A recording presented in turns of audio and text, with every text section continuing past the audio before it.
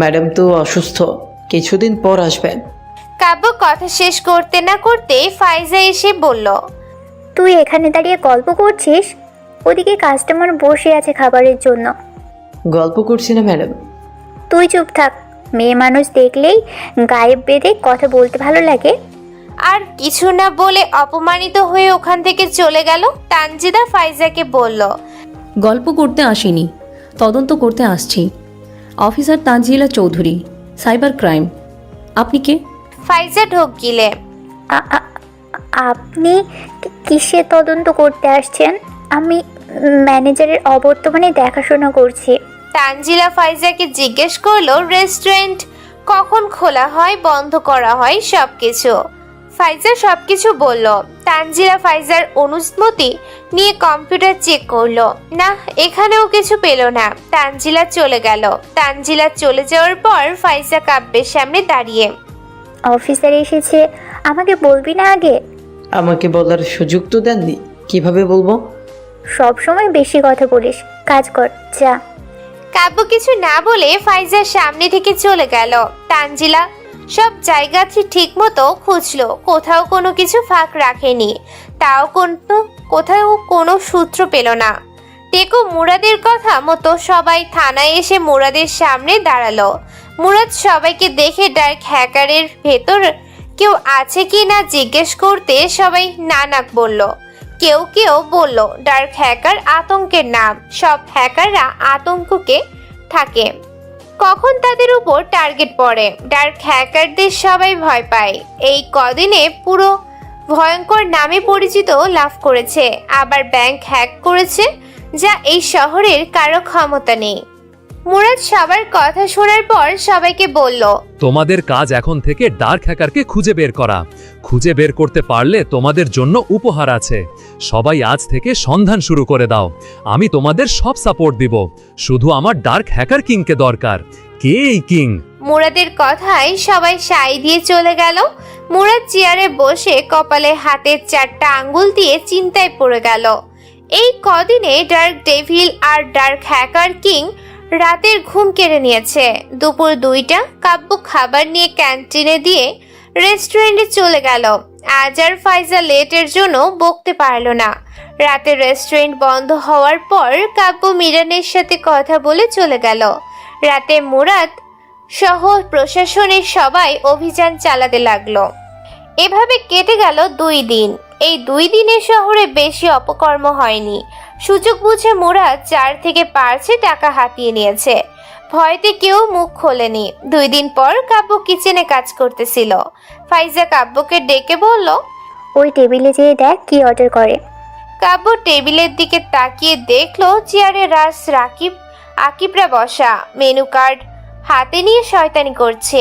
কাব্য বলল, ম্যাডাম কিচেনে আমার কাজ আছে, আপনি যেয়ে নিয়ে আসুন। ফাইজা কাব্যের দিকে চোখ পাকিয়ে তাকিয়ে, দেখছিস না আমি একটা কাজ করছি, এত কথা বলিস কেন? তোর চাকরি কিন্তু। কাব্য ফাইজাকে কথা শেষ করতে না দিয়ে সামনের দিকে চলে গেল আর মনে মনে বলতে লাগলো, সারাক্ষণ শুধু ফোন টিপা নিয়েই থাকে, ম্যানেজার ম্যাডামের কাছে নালিশ করে দিব। কাব্য মনে মনে কথাটা বলতে বলতে টেবিলের সামনে দাঁড়ালো। রাজ মেনু কার্ড দেখিয়ে অর্ডার করতে যে কাব্যকে দেখে রাজ উঠে দাঁড়িয়ে কাঁধের উপর থাবা মেরে, আরে ফকিনি তুই, এখানকার ওয়েটার নাকি তুই? স্যার আপনাদের অর্ডারটা দেন। পাশ থেকে আকিব উঠে দাঁড়িয়ে কাব্যের কাঁধে থাবা মেরে, ফকিন্নির বাচ্চা, দেখি ভাব বেড়েছে। ভেবে পাই না তোরে ওয়েটারের চাকরি কে দিল? তোর মতো গ্রাম্য খ্যাতকে ওয়েটারে মানাই না, তুই তো সুইপার হওয়ার যোগ্য। কাব্য মাথা নিচু করে, স্যার অর্ডারটা দেন, না হলে আমি অন্য টেবিলে যাব।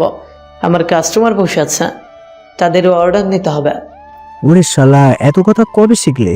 কাব্য আর কিছু না বলে যেই অন্য টেবিলে যেতে যাবে তখনই রাজ কাব্যের কলার টেনে ধরে ঠাস ঠাস করে মুখের উপর চর বসিয়ে দেয়। ফকিন্নির বাচ্চা, একে তো ওয়েটার, তার উপর আমাদের থেকে অর্ডার না নিয়ে ভাব দেখাস। রেস্টুরেন্টের সবাই অবাক হয়ে তাকিয়ে পড়ল। কাব্য গালে হাত দিয়ে অবাক হয়ে তাকিয়ে আছে। আকিব পাশ দিয়ে চর মেরে, তোর চাকরি থাকে কি করে তাও আমি দেখবো নি। খাবো না এই রেস্টুরেন্টে, চল সবাই। রাজ আকিব কাব্যকে ইচ্ছে মতো বকে ঝোঁকে চলে গেল। কাব্য অন্য টেবিলে যেয়ে খাবার অর্ডার নিয়ে গেল। কাউন্টারে চোখ যেতে কাব্য অবাক হয়ে গেল। ফাইজা কাউন্টারে বসে চোখের পানি মুছছে আর ফোন টিপছে। কাব্য মনে মনে ভাবছে, রাজ আকিবরা যা করে গেল এটা যদি দেখতো তাহলে আজ আর রক্ষা ছিল না। কিন্তু সে কেন কান্না করছে? জিজ্ঞেস করতে গেলে যদি বকাঝকা দেয়, থাক সে তার মতো করে। কাব্য কাজ করতে লাগলো। লাবণ্য সেদিনের ঘটনার পর থেকে এখনো ঠিকভাবে স্বাভাবিক হতে পারল না। লাবণ্যর মনে একটাই প্রশ্ন, কে এই ডার্ক ডেভিল? এইভাবে মরণের দুয়ার থেকে ফিরিয়ে নিয়ে আসলো, কেনই বা বাঁচালো? এদিকে প্রশাসনের লোকজন ডার্ক ডেভিল আর ডার্ক হ্যাকারকে হন্য হয়ে খুঁজতে লাগলো। একের পর এক অপকর্মের বাধা হয়ে দাঁড়াচ্ছে। আন্ডারগ্রাউন্ড থেকে শুরু করে কেউ ভালো নেই এদের দুজনের জন্য। ওদের দুজনকে ধরতে মরিয়া প্রায়। রাত 10টা। কাব্য বাসায় ফিরল। ফোন করে লাবণ্যকে ছাদে আসতে বলল। লাবণ্য ছাদে আসতে কাব্য ফাইজার কান্না করার কথা বলতে লাগলো। যা যা ঘটেছে সব বলল। লাবণ্য সবটা শুনে সাথে সাথে ফাইজাকে কল দিল। ফাইজা কল ধরতেই লাবণ্য বলল, ফাইজা কোনো সমস্যা হয়েছে তোর? কই না তো। আজ কান্না করছিলি কেন? তোকে কে বলেছে এ কথা? যেই বলুক, বল এখন কি হয়েছে? কিছু না, কি হবে? তুই এসব বুঝবি না, রাখছি। ফাইজা কথাটা বলে কলটা কেটে দিল। লাবণ্য অবাক হয়ে গেল। লাবণ্য আবারও ফাইজাকে কল দিল, ধরল না, কেটে দিল। আবারও কল দিল, ফোন সুইচ অফ।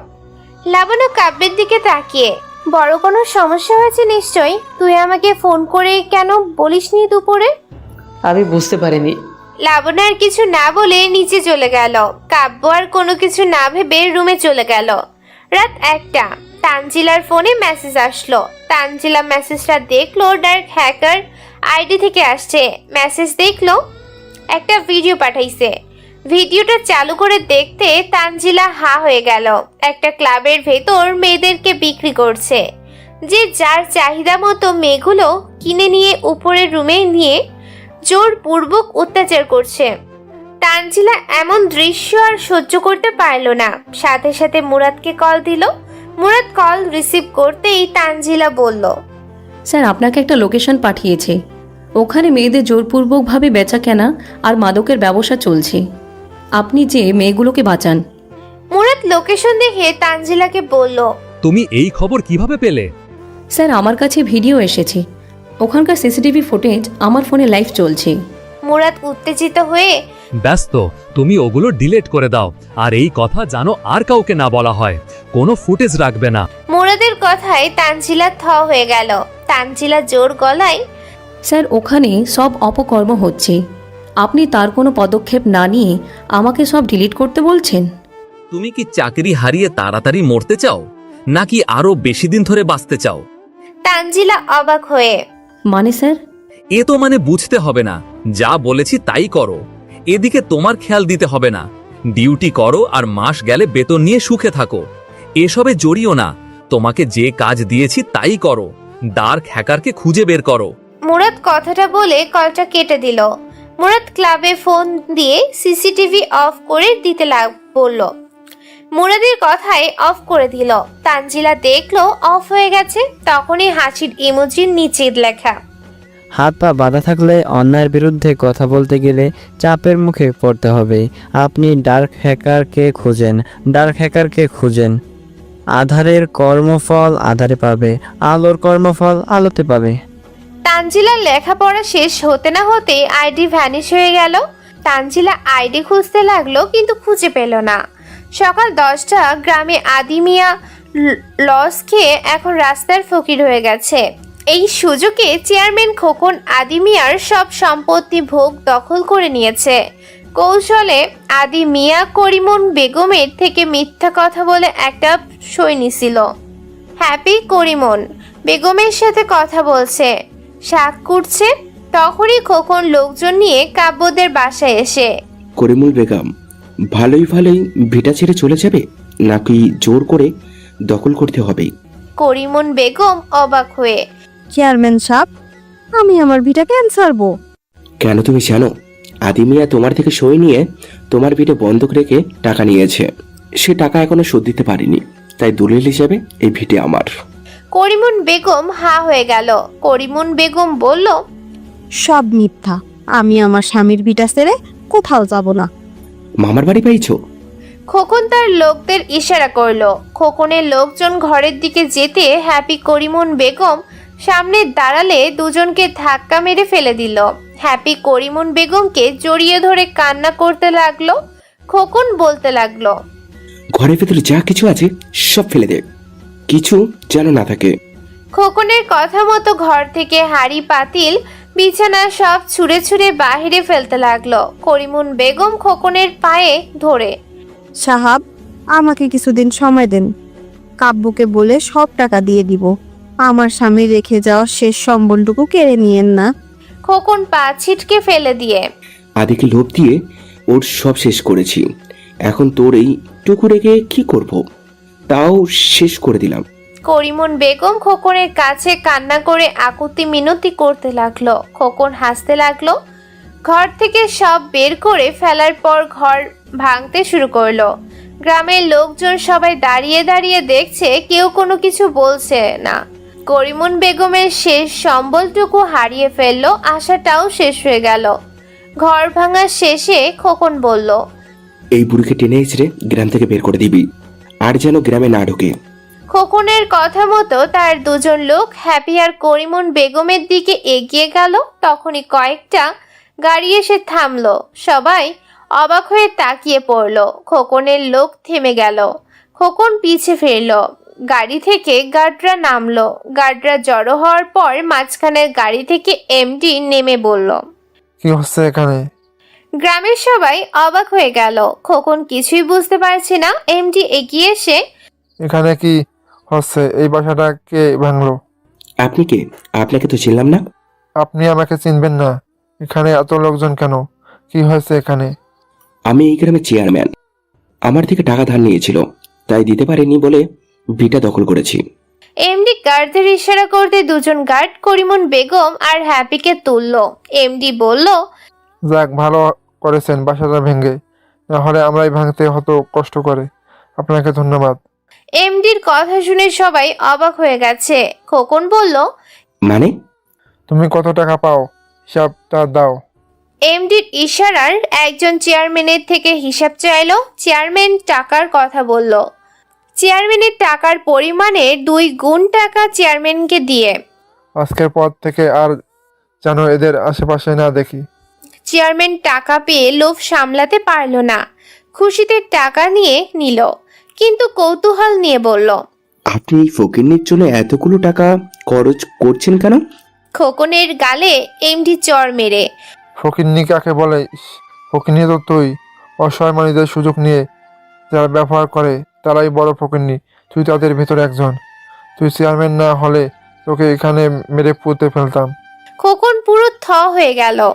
এমডির একজন কোমর থেকে পিস্তল বের করাতে খোকনের লোকজন ভয়তে কেটে পড়ল। খোকন কিছু বলার সাহস পেল না।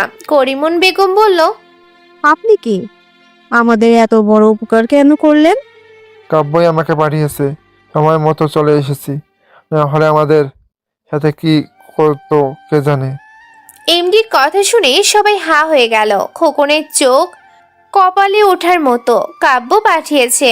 এই কদিনে কাব্য কি এমন করলো এত ক্ষমতাশালী হয়ে গেছে?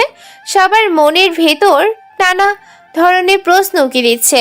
এমডি সবাইকে অবাক করে দিয়ে, এখানে সব থেকে বড় একটা বিল্ডিং করার জন্য কাব্য পাঠিয়েছে, আর আপনার কোনো কষ্ট থাকবে না। অনেক কষ্ট করেছেন। গ্রামের মানুষ নানান জনের নানান কথা বলতে লাগলো। কানাঘুষা শুরু করে দিল। এমডি তার লোকজনদের কাজ বুঝিয়ে দিয়ে গাড়িতে উঠে চলে গেল। এমডির গার্ড থাকার জন্য আলাদা একটা ঘর তৈরি করতে লাগলো। কারিমুন বেগম হ্যাপি অবাক হয়ে দেখছে। দুপুর 1টার লাবণ্য রেস্টুরেন্টে আসলো। রেস্টুরেন্টে এসে দেখলো ফাইজার মন খারাপ। লাবণ্য কাব্যকে ডাক দিল। কাব্য এসে লাবণ্যকে বলল, ফয়জা ম্যাডাম কিছু নিয়ে টেনশনে আছে, আজকে আমাকে একটু বকেনি। সে চুপচাপ হয়ে কাজ করছে। ঠিক আছে, তুই যা, আমি দেখছি কি হয়েছে ওর। কাব্য চলে গেল। লাবণ্য ফাইজাকে ডাকলো। ফাইজা আসতে, তোর কি হয়েছে আমাকে বলবি না? ফাইজা লাবণ্যর হাত ধরে, তুই আমাকে মাফ করে দিস। আমি তোর অনেক ক্ষতি করতে চেয়েছি। তোর আর ফাইয়াজের ভিতর অনেক ঝামেলা পাকানোর চেষ্টা করেছি। লাবণ্য অবাক হয়ে, কি হয়েছে তোর? এসব কেন বলছিস? আর তুই কি বা ঝামেলা পাকালি? ফাইজা তো কখনো বলেনি আমাকে। আমি বলতে পারবো না, অনেক বড় ভুল কাজ করে ফেলেছি। আমার মরার পথ ছাড়া আর কোনো পথ নেই। গতকাল আত্মহত্যা করতে গিয়েছিলাম, কই থেকে কয়েকজন মুখোশধারী লোক এসে আমায় তুলে নিয়ে গেল। আমাকে একটা বাসার ভিতর নিয়ে রুমে রাখলো। সেখানে মুখোশ পরা মেয়েরাও ছিল। আমি কোনো কিছুই বুঝতে পারছি না আমার সাথে কি হয়েছে। তারা আমার সমস্যার কথা জানে, আমাকে অনেক বোঝালো। সকালে রেস্টুরেন্টে নামিয়ে দিয়ে চলে গেল। আমি না, আমার এই কলঙ্ক চেহারা কাউকে দেখাতে পারবো না। ফাইজা একদমই কথাগুলো বলে কেঁদে দিল। লাবণ্য অবাক, কি বলছে কিছুই বুঝছে না। আত্মহত্যার কথা শুনে বেশি অবাক হলো। লাবণ্য বলল, তুই আমাকে বলবি না ঠিক আছে, তবে এরকম ভুল কাজ আর করিস না। কাজ আছে অনেক, করতে হবে। ফাইজা কথাটা বলে চলে গেল। লাবণ্য ফাইজার মনের অবস্থা বুঝতে পারছে কোথাও কোনো গন্ডগোল রয়েছে। কিছুক্ষণ পর তামান্নার রেস্টুরেন্টে এসে লাবণ্যকে দেখে পড়ল। ফাইজাকে নিয়ে উপরে এসো। লাবণ্য কথাটা বলে চলে গেল। লাবণ্য অবাক, হঠাৎ করে ফাইজাকে নিয়ে উপরে যেতে বলল কেন? কাব্য খাবার নিয়ে বের হয়ে গেল। লাবণ্য ফাইজাকে ডেকে নিয়ে উপরের তলায় গেল। ফাইজা তামান্নার রুমের ভিতর ঢুকতে আয়ানকে দেখে পুরো থ হয়ে গেল। আয়ান উঠে এসে ফাইজার সামনে দাঁড়িয়ে, সরি, তোমার কথা শুনে আমি ঘাবড়ে গিয়েছিলাম। তুমি প্রেগনেন্ট। আমি বাসায় কিভাবে তোমার কথা বলবো? আমি কোনো রাস্তা খুঁজে পাচ্ছিলাম না, তাই রাগের মাথায় অনেক কিছু বলে ফেলেছি। তুমি আমাকে মাফ করে দাও। দেখো মা, বাবাকে সাথে করে নিয়ে এসেছি, তারা সবটা মেনে নিয়েছে। তুমি মাফ করে দাও আমাকে।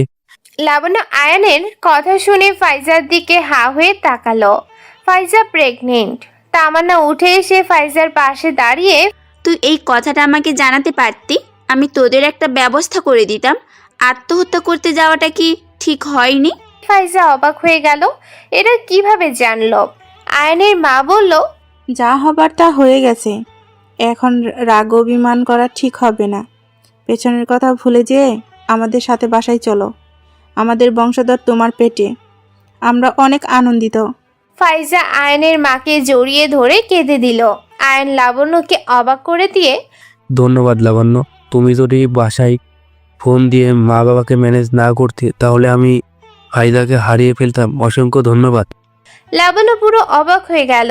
ফাইজা বেশি অবাক হলো। লাবণ্য তো কিছু জানতো না, তাহলে ও কিভাবে জানলো? লাবণ্যর মনে প্রশ্ন উকি দিচ্ছে। আমি ফোন দিতেছি। আমি কখন ফোন দিলাম? আমি তো আয়নের মা বাবার নাম্বার জানি না ঠিকভাবে, চিনিও না, তাহলে ফোন দিলাম কিভাবে? লাবণ্যর ভাবনা ভেদ করলো আয়নের মা। লাবণ্যর প্রশংসা করে ফাইজাকে নিয়ে সবে চলে গেল। লাবণ্য ভাবতে ভাবতে নিচে নামলো, এসে ক্যাশ কাউন্টারে বসলো। বিকাল 4টা। কাব্যর রেস্টুরেন্টে ঢুকতে তামান্নার সামনে পড়লো। তামান্না কাব্যকে জিজ্ঞেস করলো, কই গিয়েছিলি? খাবার দিতে কোম্পানিতে। এত সময় কেন লাগলো? কাব্য মাথা নিচু করে নিল। তামান্না বলল, কাজে ফাঁকি দেওয়া?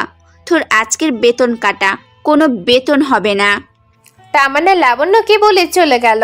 লাবণ্য কাব্যকে বলল, এত দেরি করলি কেন? কোম্পানিতে আফরিন ম্যাডাম আমাকে আটকে রাখছিল, আসতেই দিচ্ছিল না। এই আফরিন ম্যাডামটা কে? আগে চিনতো নাকি তোকে? না। ঠিক আছে, কাল থেকে তোকে কোম্পানিতে যেতে হবে না, অন্য কাউকে পাঠাবো। তোর 1 সপ্তাহ পর পরীক্ষা ফাইনাল। এদিকে কোনো খেয়াল আছে? হ্যাঁ আছে। কাব্য লাবণ্যর সাথে কথা বলে কাজ করতে লাগলো। ফাইজাকে দেখতে না পেরে জিজ্ঞেস করাতে লাবণ্য কাব্যকে সবটা বলল। কাব্য অবাক হয়ে গেল কাহিনী শুনে। সন্ধ্যার পর টেকো মুরাদ থানা থেকে বের হয়ে চায়ের দোকানে গেল। চায়ের দোকানে বসে ডার্ক হ্যাকার ডার্ক ডেভিলের প্রশংসা শুনে চলে আসলো। সোর্স দিয়ে চায়ের দোকান থেকে কয়েকজনকে ধরে নিয়ে আসলো। কয়েকজন পালিয়ে চলে গেল। চায়ের দোকানদারকেও ধরে নিয়ে গেল।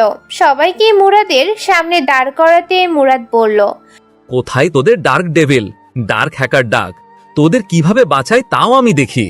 অনেক প্রশংসা করছিলি, পুলিশ কিছু করতে পারে না। তোদের এখন দেখাবো পুলিশ কি পারে। মুরাদের ইশারায় সোর্সরা সবাইকে মারতে লাগলো। সবাই মুরাদের কাছে ক্ষমা চাইলো, কিন্তু মুরাদ ওদের কথা শুনলো না। মুরাদ সোর্সদের থামতে বলল। সোর্সরা থেমে গেল। মুরাদ সবার কাছে ডিমান্ড করে বসলো। সবার মাথায় হাত পড়ে গেল। মুরাদ বলল, হয় ডিমান্ড পূরণ করো, না হলে সোজা লকআপে ভরে দিয়ে ডার্ক ডেভিলের সহযোগী বানিয়ে দিব। কেউ আর কোনো রাস্তা না পেয়ে মুরাদের ডিমান্ড পূরণ করার জন্য বাসায় ফোন করে টাকা আনিয়ে মুরাদকে টাকা দিয়ে থানা থেকে চলে গেল। সবাইকে আগে থেকে হুমকি দিয়েছে। এই কথা যদি কাউকে বলে তাহলে সবাইকে ভয়ঙ্কর কেসে ফাঁসিয়ে দিনে। সবাই মুরাদের হুমকিতে ভয় পেয়ে যায়। রাত 11টা। লাবণ্য আগে ফায়াজের সাথে বাসায় চলে গেল। কাব্য পরে বাসায় ফিরল। বাসায় এসে কারিমুন বেগমকে কল দিল। কারিমুন বেগম কল ধরেই সবকিছু বলতে লাগলো। কাব্য কারিমুন বেগমের কথা শুনে অবাক হয়ে গেল। কাব্য সবটা শোনার পর কাব্য বলল, যে গেছিল নাম বলেনি। না, তোর নাম বলছে শুধু। এত কিছু ঘটে গেল, আমাকে ফোন দিয়ে জানাওনি কেন? তুই কাজে ছিলি এই জন্য জানাইনি।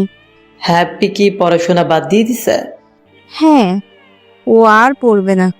হ্যাপি করিমুন বেগমের থেকে ফোন নিয়ে, ভাইয়া, তুমি এত টাকার মালিক হলে কি করে? তোর কত লোক, চেয়ারম্যানও তো ভয় পেয়ে গেছে। কি করছিস তুই এখানে? আমি না বুঝতে পারছি না কে গেল। আচ্ছা, নিয়ে আসবো। পড়াশোনা করতে হবে কিন্তু। হ্যাঁ, করব। অনেক দিনের বড় স্বপ্ন, শহরে যে পড়াশোনা করব। ঠিক আছে, মায়ের কাছে দে। হ্যাপি করিমুন বেগমের কাছে ফোন দিল। করিমুন বেগম ফোন দিয়ে বলল, বাবা, তুই কি করিস ওখানে? এত লোক কিভাবে পাইলি তুই? আমি জানি না, কিছুই বুঝতে পারছি না। আমাদের বিপদের সময় কে পাশে দাঁড়ালো? করিমুন বেগম অবাক হয়ে গেল। কাব্য বলল, আমি করিম চাচাকে পাঠিয়ে দিব হ্যাপির কাপড় ব্যাগে গুছিয়ে রাখতে বলো। ও আমার এখানে এসে পড়াশোনা করবে না। কাব্য করিমুন বেগমের সাথে কথা বলে ফোনটা রেখে দিল। ফোন রাখার পর কাব্য চিন্তায় পড়ে গেল। কিভাবে আমার নাম বলে এই কাজটা করছে? চেয়ারম্যান তার লোকদের বলল কাব্যের বিষয়ে খোঁজ নিতে। সবার সামনে এইভাবে আমাকে অপমান করা, এই কয়েকদিনে অবৈধ পথে অর্থের মালিক হয়ে আমার সাথে টক্কর নেওয়া, আমারে চিনতে ভুল করছে। দেখতে দেখতে বেশ কিছুদিন কেটে গেল। শহরে অপকর্মে আগের থেকে কিছুটা কমে গেছে। ডার্ক হ্যাকার নামটা পুলিশের লোক দিয়ে শুরু করে উপর মহলে আতঙ্কের নাম। কেউ তাকে খুঁজে পাচ্ছে না। এদিকে গ্রামে বাড়ি কমপ্লিট হওয়ার পর পুলিশের লোকজন কাব্যদের বাসায় আসলো চেয়ারম্যানের কথায়। গ্রামের লোকজনও এসে হাজির হলো। পুলিশ করিমুন বেগমকে জিজ্ঞেস করলো এত টাকার অর্থ কোথায় পেয়েছে। তারা যতদূর তথ্য পেয়েছে, কাব্য রেস্টুরেন্টে কাজ করে। ওর এত লোক টাকা সব কি অপকর্মের? করিমুন বেগম পুলিশের কথা শুনে অবাক হয়ে তাকিয়ে রইল। তখনই এমডির গার্ড একজন পুলিশের অফিসারকে ফোন দিয়ে বলল, স্যার কথা বলবে। অফিসার ফোন কানে নিতে ওপাশ থেকে এমডির নিজের পরিচয় দিয়ে সবকিছু বলল। এমডির কথা শুনে পুলিশ অফিসার বলল, আপনি কোনো চিন্তা করেন না, আমি এদিকটা সামলে নিব। এই বাড়ির দিকে কেউ চোখ তুলে তাকাবে না। এমডি কলটা কেটে দিল। অফিসার চেয়ারম্যানের সামনে দাঁড়িয়ে, এরপর থেকে যদি এই বাসার দিকে আঙ্গুল তুলেন তাহলে আপনার বিরুদ্ধে আইনি পদক্ষেপ নিতে দুইবার ভাবব না। গ্রামের লোকদের উদ্দেশ্যেও কথা বলল। সবাই তো পুরো অবাক। পুলিশ চলে গেল। চেয়ারম্যান অবাক হয়ে বলল, আমি যাদেরকে আনলাম তারা আমাকে হুমকি দিয়ে গেল। কার সাথে কথা বললো এইভাবে উল্টে গেল? চেয়ারম্যানও চিন্তায় পড়ে গেল। দুপুর 12টা। লাবণ্য কাব্যকে তাড়া দিল। বারবার কল করছে। যখনই ফোন ধরছে তখনই শুনছে জ্যামে আটকা। পরীক্ষা 12:30 থেকে। লাবণ্য কাব্যকে বকতে লাগলো, তোকে বলছি রেস্টুরেন্টে আসতে, বারণ করেছিলাম, শুনিসনি। বাসা থেকেও রেডি হয়ে আসিসনি। তোর উপর আমার কি যে রাগ উঠেছে রে। পৌঁছে যাবো না, চিন্তা করেন না। কল কেটে দিল। 12:30। তামান্না প্রশ্ন পাওয়ার পর প্রশ্ন পেয়ে প্রশ্ন দেখে মাথায় হাত পড়ল। কমন কিছুই আসেনি। পিছনে বন্ধুদের দিকে তাকালো, তাদেরও পড়েনি। তামান্না মনে মনে বলছে প্রথম পরীক্ষায় ফেল। এরকম কিছু হবে আগে জানলে সব ভালো করে পড়ে আসতো। হলের ভেতর সবারই কপালে হাত। কাব্য ফোনটা একটা চায়ের দোকানে রেখে পরীক্ষার হলে ঢুকেছিল। একটা কাব্য কক্ষের দরজার সামনে দাঁড়িয়ে ভেতরে ঢোকার অনুমতি চাইলো। স্যার ম্যাডাম কাব্যের লেট দেখে বকা দিল। সবাই দরজার দিকে তাকালো। তামান্না দরজার দিকে তাকিয়ে হা হয়ে গেল। কাব্য এখানে কি করছে? ও এখানে আসলো কিভাবে? কাব্য তাড়াহুড়ো করে ক্ষমা চেয়ে রাস্তায় জ্যামের কথা বলে ভেতরে প্রবেশ করলো। খাতা প্রশ্ন নিয়ে নিজের সিটে যেয়ে বসলো। সিটটা তামান্নার পাশে পড়েছে। কাব্য সেদিকে কোনো খেয়াল নেই কার পাশে বসেছে। খাতা রোল সবকিছু এক এক করে পূরণ করতে লাগলো। তামান্না কাব্যকে পাশে দেখে নাক সিটকালো। মনে মনে বলছে, কাজ করে আবার পড়াশোনা, তা ও আমার কলেজে। ওর যা বেতন তা দিয়ে তো এখানে পড়া সম্ভব না। তাহলে ওর টাকা পায় কোথায় এতগুলো? পরীক্ষা তো ভালো হবে না, বের হয়ে সব রাগ উসুল করব। তামান্না কাব্যের দিকে তাকিয়ে আছে। কাব্য পূরণ করা শেষে প্রশ্ন দেখে ডান দিকে তাকিয়ে তামান্নাকে দেখে গলা শুকিয়ে গেল। চোখ পাকিয়ে তাকিয়ে আছে তামান্না। কাব্য ভয়তে ঘাবড়াতে শুরু করলো। মনে মনে বলছে, এই রে আমার কপালটা পড়লো। এই ডাইনিটা এই কলেজে আমার পাশে পড়তে হলো। আজ আমার কপালে কি আছে কে জানে। স্যার তামান্নাকে ডাক দিল। কাব্যের দিকে তাকিয়ে কি দেখা হচ্ছে? ও তো কলেজেই আসে না, পারবে কি করে? তোদের নাকি কমন পড়েনি। স্যারের কথায় তামান্না কাব্যের থেকে চোখ সরিয়ে নিল। খালি পৃষ্ঠার দিকে তাকিয়ে রইল। কাব্য মনে কিছুটা সাহস নিয়ে লেখা শুরু করে দিল। তামান্না কাব্যের লেখা দেখে বলল, তুই পারিস এইগুলো। কাব্য তামান্নার দিকে খাতাটা মেলে ধরে। সবগুলোই প্রশ্ন কমন পড়েছে, অনেক সহজ। যদি ফেল করি না তাহলে কিন্তু তোর খবর আছে। কাব্য মাথা নাড়ালো। ম্যাডাম তামান্নাকে ধমক দিল। না লিখে অন্যকে ডিস্টার্ব করা। তামান্না চুপ হয়ে গেল।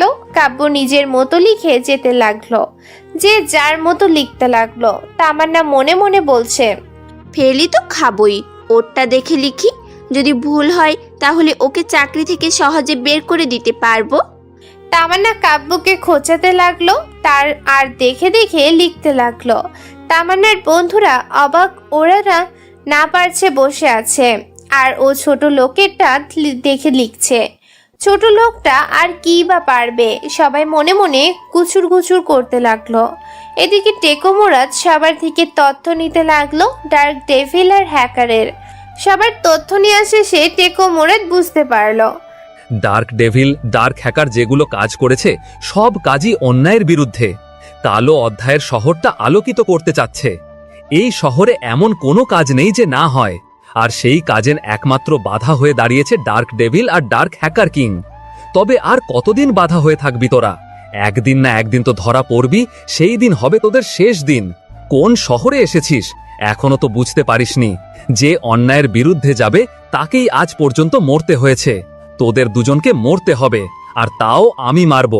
টেকো মুরাদ অনেক কিছু ভাবতে লাগলো আর বলতে লাগলো। পরীক্ষা দেওয়ার শেষে কাব্য বের হয়ে গেল। দোকান থেকে ফোন নিয়ে যেতে যাবে তখন তামান্না কাব্যকে ডাক দিল।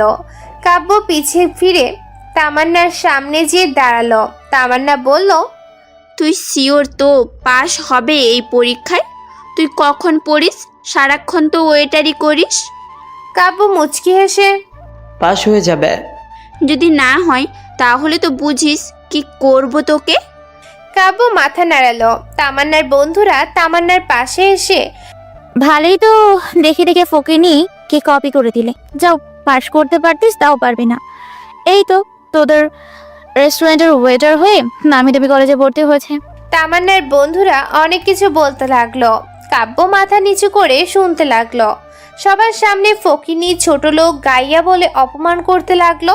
তামান্নাও ছাড় দিল না। তামান্নাও অপমান করতে লাগলো। কাব্য সবকিছু সহ্য করে। ম্যাডাম আমার যেতে হবে, রেস্টুরেন্টে কাজ আছে, দেরি হয়ে যাচ্ছে। কাব্য কথাটা বলে চলে গেল। টিনা বলল, খিরে তামান্না, তোর কথা না শুনে চলে গেল। এইসব যদি তোর কর্মচারী হতো তাহলে চড়িয়ে রাত ফেলে দিতাম। টিনার কথার সাই দিয়ে অনেক কিছুই বলতে লাগলো সবাই। তামান্না রাগে ফায়ার হয়ে গেল। গাড়ি আসলো, গাড়িতে উঠে চলে গেল। সবাই হাসতে লাগলো। তামান্না লুকিং গ্লাসে ওদের হাসি তামাশা দেখে দাঁতে দাঁত চেপে ধরলো। কাব্য রেস্টুরেন্টে যেতে লাবণ্য বলল, কি রে তুই রেস্টুরেন্টে আসলি কেন? বাসায় যে রেস্ট নিতি, আমি এদিকটা সামলে নিব, বাসায় যা। কাব্য তামান্নার কথা বলতে অবাক হয়ে গেল লাবণ্য। লাবণ্য হা হয়ে, ম্যাডাম তোর পাশে সিট, তুই জানতিস না? না, জানলে তো আর পরীক্ষা দিতে যেতাম না। লাবণ্য কাব্যের মাথায় গাঁটটা মেরে, তুই বোকা, ম্যাডাম হয়েছে তো কি হয়েছে, পরীক্ষার জায়গায় পরীক্ষা দিবি, কাজের সময় কাজ করলে হবে, এত ভয় পাওয়ার কিছু নেই। আপনাকে এসে যদি বকে? ওর সাহস হবে না আমাকে বকার, ঠিক আছে? আর তোরটা সব কপি করে লিখব। কলমের খোঁচা খেতে যে ভালো লাগছিল। লাবণ্য হাসলো। কাব্য কথা বলতে লাগলো লাবণ্যর সাথে। রাত 3টা, টেকো মুরাদ বাড়ির ভেতর আসতেই চোখ কপালে উঠে গেল। রাত 2টা, বাড়ির ভিতর জোরপূর্বকভাবে মেয়েদের সাজিয়ে সামনে দাঁড় করিয়ে ধরে আছে কয়েকজন। সামনে থাকা প্রভাবশালীরা যার যাকে পছন্দ তাকে কিনে নিচ্ছে। মেয়েদের কান্নায় বার ভারী হয়ে উঠল। ওদের কান্না যেন সবার মুখের হাসি। হো হো করে সবাই হাসছে। যে যাকে কিনেছে তাকে তার কাছে দিয়ে দিল। মেয়েদের বাহু জোর করে ধরলো। মেয়েগুলো ব্যথা পাচ্ছে, সেদিকে কোনো ভ্রুক্ষেপ নেই। কেউ কেউ তো বলতে লাগলো, আমাদেরকে ছেড়ে দেন, আমাদের সর্বনাশ করবে না, আপনি আমার বাবার বয়সী, আমাকে ছেড়ে দেন। এক একজন এক এক ধরনের কথা বলতে লাগলো। কারো কথায় কেউ যেন কানে তুলছে না। সবাই মেয়েদের নিয়ে রুমে ঢুকতে যাবে তখনই বাড়ির ভিতর থেকে সবাইকে দাঁড়াতে বলল। সবাই দাঁড়িয়ে পেছনে ফিরে দেখলো মুখোশ পরা একজন দাঁড়িয়ে আছে। বাড়ির ম্যানেজার বলল, কাঁদতে চোখে পাখি দিয়ে ভেতরে এসেছিস কিভাবে? তোকে ঢুকতে দিচ্ছে কে? মারার জন্য সবাইকে দাঁড়াতে বললি? ডার্ক ডেভিল মরার জন্য আসে না, মারতে আসে। তোদের সবার মরার জন্য দাঁড়াতে বলছি। ডার্ক ডেভিল নামটা শুনতে সবাই চমকে উঠল। একজন বলল, তোকে তো আমরা সবাই খুঁজছি মারার জন্য, তুই নিজে এসে ধরা দিলি। তুই আজ বেঁচে ফিরতে পারবি না, আর তোকে মারবো সে আনন্দের সাথে সবাই একসাথে এদের ভোগ করব। একজনের কথা শুনে সবাই মেয়েগুলোর বাহু ছেড়ে দিল। ডার্ক ডেভিলের হাতের ইশারায় মেয়েগুলো একত্রে এক কোণে সরে গেল। বাড়ির লাইট জ্বলতে নিভতে লাগলো। সবাই একত্র হয়ে গেল। দুজন পিস্তল বের করে ডার্ক ডেভিলের দিকে তাক করে ট্রিগারে চাপ দিল। তখনই লাইট অফ হয়ে গেল। বাড়ির ভেতর পুরো অন্ধকার। গুলির আওয়াজ হলো। সবাই হো হো করে হেসে উঠল। তখনই লাইট জ্বলে উঠল। সামনে দুজনকে মুখ থুবড়ে পড়ে থাকতে দেখে থ হয়ে গেল। ডার্ক ডেভিল নিজের জায়গা মতো দাঁড়িয়ে আছে, একবার লাশ দুটোর দিকে, একবার ডার্ক ডেভিলের দিকে। ডার্ক ডেভিল হেসে উঠে, তোরা জীবনে হুহুত পাপ করেছিস, আজ তোরা সবাই শাস্তি পাবি, কেউ ছাড় পাবে না। এক এক করে মারবো, অনেক মায়ের কোল খালি করে ফেলছিস। ডার্ক ডেভিলের কথাই সবাই ডার্ক ডেভিলের দিকে এগিয়ে আসছে। তখনই লাইট অফ হয়ে গেল। গুলির শব্দে পুরো রুম স্তব্ধ হয়ে গেল। লাইট জ্বলতেই ম্যানেজারের সামনে সবাই ফ্লোরে লুটিয়ে পড়ে আছে। ম্যানেজার পুরো ঘাবড়ে গেল, থরথর করে কাঁপতে লাগলো। ডার্ক ডেভিল ম্যানেজারের এমন কাঁপা কাঁপা দেখে হেসে উঠল। ডার্ক ডেভিলের পাশ দিয়ে মুখোশ পরা লোকজন দাঁড়াতে লাগলো। ম্যানেজার সোজা ডার্ক ডেভিলের পায়ের কাছে পা ধরে ক্ষমা চাইতে লাগলো। ডার্ক ডেভিল জোরে হেসে ওঠে, তোদের মতো ময়লা আবর্জনা রাখলেই সব জায়গা দূষিত হয়ে যাবে, কেউ ভালো থাকতে পারবে না। ডার্ক ডেভিল কথাটা বলে পা ছিটকে মারল। ম্যানেজার কিছুটা দূরে যেয়ে পড়ল। ডার্ক ডেভিলের লোকজন ম্যানেজারকে মারতে লাগলো। ডার্ক ডেভিলের ইশারায় বাকিরা উপরে উঠে গেল। ডার্ক ডেভিল চেয়ারে বসলো। মেয়েগুলোর ভয়তে গুটিসুটি হয়ে জড়ো হয়ে বসে আছে। এক এক করে ছেলে মেয়ের রুম থেকে টেনে হিঁচড়ে বের করে ডার্ক ডেভিলের সামনে দাঁড় করাচ্ছে। সবাইকে এনে দাঁড় করানোর পর ডার্ক ডেভিল বলল, এদের ঠিকানা নিয়ে বিয়ে পড়িয়ে বাসায় পৌঁছে দেওয়ার জন্য। যদি কেউ কোনো রকম চালাকি করে মেরে রাস্তায় ঝুলিয়ে রাখবে। ডার্ক ডেভিল কথাগুলো লোকজনদের বলে বাকি মেয়েদের নিয়ে বার থেকে বের হলো। মেয়েগুলো গাড়িতে উঠলো। ডার্ক ডেভিলের গাড়ি আরো দুটো গাড়ি চলতে লাগলো। রাত ৩টা টেকো মুরাদ খবর পেয়ে বাড়ি চলে আসলো। বাড়ির ভেতর লাশ দেখতে চোখ কপালে উঠে গেল, পুরো থ হয়ে গেল। মুরাদ উপর নিচে সব জায়গা দেখলো, কোনো কিছুই বাদ রাখেনি, সব ভাঙচুর করে ফেলে রেখে গেছে। ম্যানেজার এক করে পড়ে আছে। টেকো মুরাদ ম্যানেজারের কাছে গেল, বেঁচে নেই ম্যানেজার। মুরাদ ফোন বের করে বড় অফিসারকে ফোন দিয়ে জানালো। বাড়ির সামনে একের পর এক প্রশাসনের গাড়ি এসে থামতে লাগলো, মিডিয়ার গাড়িও এসে থামছে। ভেতরে প্রবেশ করে লাইভ নিউজ করতে লাগলো। উপর মহল থেকে একের পর এক কল মুরাদের ফোনে আসতে লাগলো। মুরাদ সহজে কল ধরছে না, এদিকটা ব্যস্ততা দেখাচ্ছে। মুরাদ মনে মনে বলছে, ডার্ক ডেভিল, তুই নিজে কি শুরু করেছিস তুই জানিস না? তোর মরণের সময় চলে এসেছে, তোকে যেভাবে হোক খুঁজে বের করব। খেলাটা তুই শুরু করেছিস, শেষটা আমি করব। এদিকে মিডিয়ার লোকদের ফোনে বারের একটা ভিডিও ক্লিপ চলে এসেছে। মিডিয়ার লোকরা ভিডিও দেখে শিউরে উঠল। কিভাবে মেয়েদের কেনা বেচা টানা হেঁচড়া করে নিয়ে যাচ্ছে। মিডিয়ার লোকরা দেরি না করে লাইভ টেলিকাস্ট করে দিল। মুরাদ কল ধরতেই ওপাশ থেকে বলল, বারের ভিডিও ক্লিপ কে প্রকাশ করলো? মিডিয়ার কপ্পরে পড়ে যাবি তুই, কথা হিসাব করে বলবি, যাতে করে যেন অন্য বারগুলোর সমস্যা না হয়। যে এই কাজগুলো করেছে তাকে খুঁজে বের কর, না হলে সব শেষ করে ফেলবো, তখন তোরও বেঁচে থাকা কষ্ট হয়ে যাবে। মুরাদ আগন্তুক লোকের কথা শুনে অবাক হয়ে গেল, কলটা কেটে দিল। মুরাদ বার থেকে বের হতে মিডিয়া লোক সামনে দাঁড়াতে মুরাদ বলল, আজ আমাদের অভিযান ছিল এই বারের ভেতর অপকর্মে ভরপুর ছিল। আমরা খবর পেয়ে আসার আগেই ডার্ক ডেভিল সবাইকে মেরে ফেলছে। মুরাদের কথা শুনে মিডিয়ার লোক অবাক হয়ে গেল। ডার্ক ডেভিল নাম আগে চলে এসেছে। ডার্ক ডেভিলকে ধরার প্রসঙ্গে মুরাদ বলল, আমরা আমাদের তদন্তে মাঠে এখনো আসি, ডার্ক ডেভিলকে ধরে সবার সামনে নিয়ে আসব। মুরাদ মিডিয়ার লোকদের সাথে কথা বলে চলে গেল। সকাল 9টা গ্রামের মানুষ খোকনের বাসার সামনে ভিড় করতে লাগলো। খোকন সবাইকে ডেকেছে, কি জন্য ডেকেছে তা কেউ জানে না। সবাইকে উপস্থিত দেখে খোকন সবার উদ্দেশ্যে বলল, এতদিন আমি তোমাদের সাথে যা অন্যায় করে এসেছি তার জন্য ক্ষমা চাইছি। আমি আমার ভুল বুঝতে পেরেছি। আমার ভুলের ক্ষমা পাওয়ার জন্য তোমাদের থেকে যত সম্পদ আত্মসাৎ করেছি সব ফেরত দিয়ে দেব। খোকনের কথা শুনে গ্রামের মানুষ সবাই হা হয়ে গেল। কেউ কেউ বলছে চেয়ারম্যানের কি মাথা ঠাটা নষ্ট হয়ে গেছে, নাকি সামনে ভোট বলেই নতুন নাটক করছে। চেয়ারম্যানে একজন একজন করে নাম ধরে ডেকে তাদের দলিল ফেরত দিল। সবার দলিল ফেরত দেওয়ার পর বলল, সামনে ভোটে জেতার জন্য তোমাদেরটা ফেরত দেয়নি, আমি আর চেয়ারম্যানে দাঁড়াবো না। গ্রামের মানুষ সবাই হতবাক হয়ে গেল। খোকনের এমন আচরণের জন্য হঠাৎ করে কিভাবে এত চেঞ্জ। সবার ভেতর গুঞ্জন শুরু হয়ে গেল।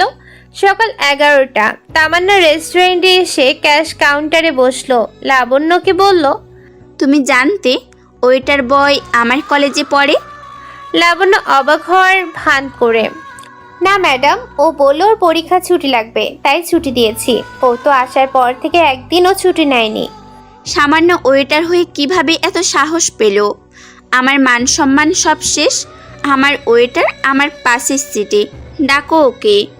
জি ম্যাডাম, এরপর আর ছুটি চাইলে দিব না।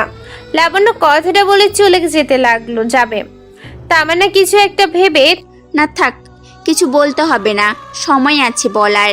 তামান্না লাবণ্যর সাথে কথা বলে চলে গেল। লাবণ্য তো খুশি। কাব্য আসতেই কাব্য বলল, ম্যাডাম আপনাকে বকছে, আমি আর পরীক্ষা দিব না। আমাকে বকবে কেন? আর তুই কেন বা পরীক্ষা দিবি না? পরীক্ষা দিবি, পরীক্ষা না দেওয়ার কথা আর একবারও বললে ঘাড় ধরে গ্রামে পাঠিয়ে দিব। যা কাজ কর। কাব্য চলে গেল।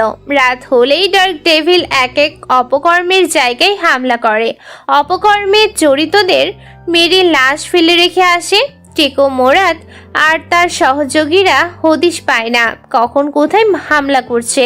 ডার্ক ডেভিলকে ধরতেই পারছে না। তানজিলা যতটা চিন্তিত ছিল এখন আর নেই। ডার্ক হ্যাকার কিংকে খোঁজার কোনো ভ্রুক্ষেপ নেই। শেষ রাতের দিকে ডার্ক হ্যাকার কিং বড় বড় মাথাদের ব্যাংক অ্যাকাউন্ট তথ্য হ্যাক করার পর তাদের অপকর্মের ভিডিও প্রকাশ করতে লাগলো। এভাবে চলতে লাগলো। পরীক্ষার হলে তামান্না কাব্যের লেখা পুরো কপি করে পরীক্ষা দেয়। তামান্নার মনে অনেক প্রশ্নই জন্ম দেয়। যাকে এত অপমান অত্যাচার করি সেই কিনা পরীক্ষার সময় আমাকে সব কিছু দেখাচ্ছে, কোনো কিছু বলছেও না। মানুষ এত ভালো হয় কিভাবে? তামান্নার মনে কাব্যের জন্য আলাদা একটা ভালো লাগা তৈরি হয়ে গেল। দেখতে দেখতে 1 মাস কেটে গেল। শহরের অলিতে গলিতে অপকর্ম অনেকটা কমে এসেছে। Dark devil, dark hacker king এর নাম সর্বত্র ছড়িয়ে গেছে। রাত 12টার পর থেকে কোনো বার খোলা থাকে না। টেকো মুরাদ হন্য হয়ে খুঁজছে ডার্ক ডেভিলকে।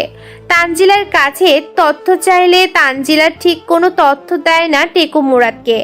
1 মাস পর কাব্য একটা প্রশ্ন বাদে সব প্রশ্নের উত্তর লিখলো। তামান্না কাব্যকে জিজ্ঞেস করলো, একটা প্রশ্ন বাকি আছে, এখনো লিখবা না? আর লিখতে ভালো লাগছে না, আপনি চাইলে লিখতে পারেন, আমি বলে দিচ্ছি। তামান্না অবাক হয়ে, আমাকে বলবে, তুমি লিখবে না?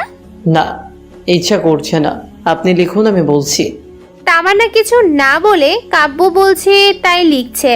তামান্নার নজর খাতার দিকে। কাব্য তামান্নার মুখের দিকে এক পলকে তাকিয়ে আছে, চোখ যেন সরছেই না।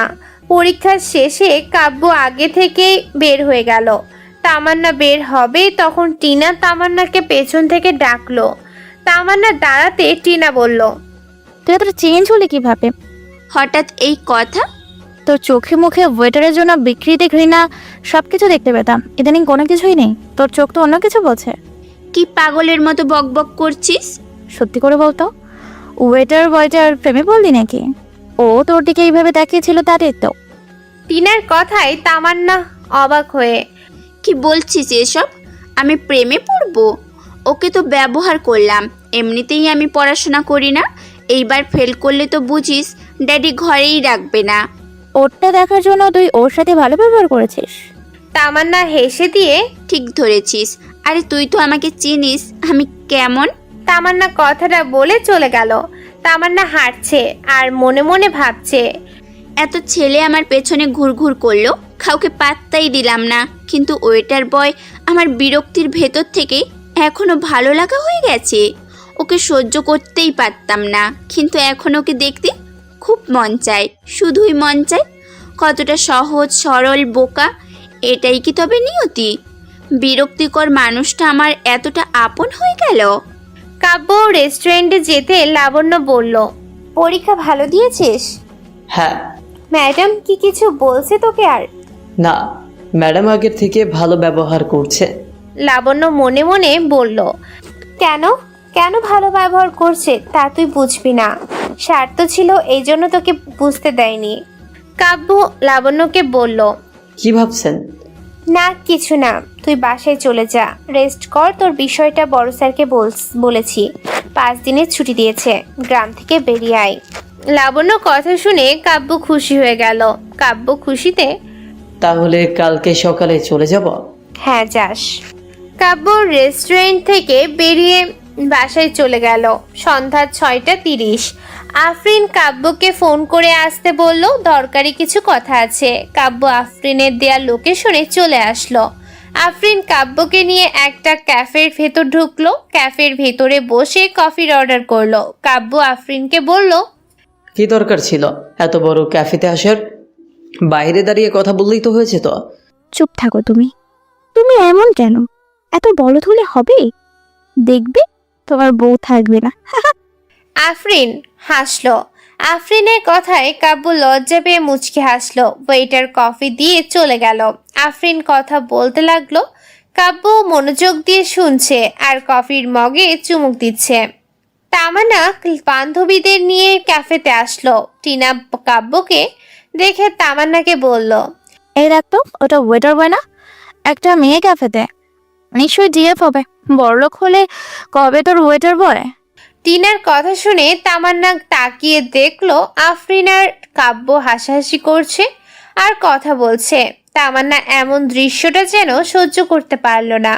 রাগে গজগজ করতে করতে কাব্যের পাশে দাঁড়িয়ে পানির বোতলের মুখ খুলে বোতলের সব পানি কাব্যের মাথায় ঢাললো। কাব্য মাথা উঁচু করে পাশে তাকাতে তামান্নাকে দেখে উঠে দাঁড়ালো। তামান্না বলল, কাজের ফাঁকি দিয়ে মেয়ে নিয়ে আসছিস ক্যাফেতে? কি বলে পটিয়েছিস তুই? সামান্য একটা ওয়েটার হয়ে ক্যাফেতে আসছিস? তো রেস্টুরেন্টে এখন ডিউটি করার কথা, ডিউটি না করে এখানে আসছিস কেন? তামান্নার কথা শুনে ক্যাফের সবাই তাকিয়ে পড়ল।